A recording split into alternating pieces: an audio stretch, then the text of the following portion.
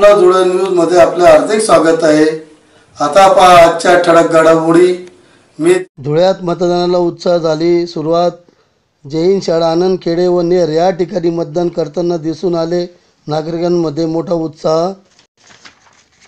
धुळ्यात मतदानाला उत्साह सुरुवात दुपारी 3 वाजेपर्यंत 40% मतदानावर उन्हाचा इफेक्ट। जय हिंद कॉलनीतील नागरिकांनी व ॲडव्होकेट रवींद्र पाटील यांनी जय हिंद हायस्कूल या ठिकाणी बजावला आपला मतदानाचा हक्क आणि प्रतिभाताई चौधरी यांनी आपला मतदानाचा हक्क बजावला।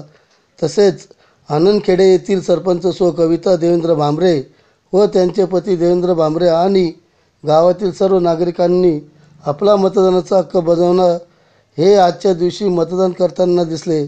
आणि नेर गावातील श्रीमती पनाबाई कौतिक खलाने कन्या हायस्कूल या ठिकाणीही मतदान मोठ्या शांततेत पार पडत होते। नेर येथील सरपंच श्री शंकरराव खलाने व आशिष पाटील यांनी प्रत्यक्ष भेट देऊन पाहणी केली असता मतदान हे अत्यंत शांततेत पार पडत होते। सामाजिक कार्यकर्ते आनंद माळी यांनी आपल्या पत्नीसह मतदानाचा हक्क बजावला। एका मतदानाने काय फरक पडतो याबद्दल संजय माळी यांनी माहिती दिली। नेर येथे मोठ्या उत्साहात मतदान करण्यास नागरिक भर उन्हात आपला मतदानाचा हक्क बजावताना दिसून आलेत।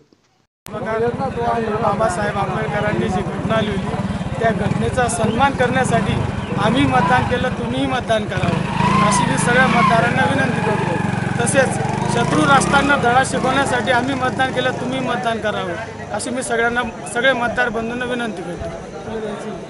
मतदारांनो, आपण म्हणता माझ्या एका मताने काय फरक पडणार।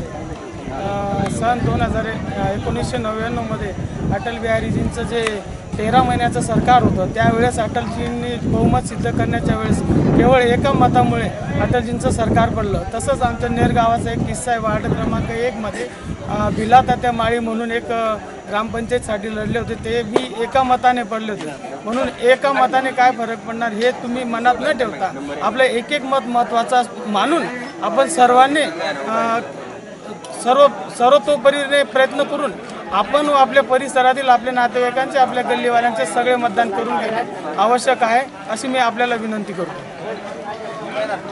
भारतीय लोकशाही टिकवण्यासाठी मतदान करणं हे गरजेचं आहे, म्हणून मी मतदान केलं, आपणही मतदान करावं आणि चला मग करूया मतदान।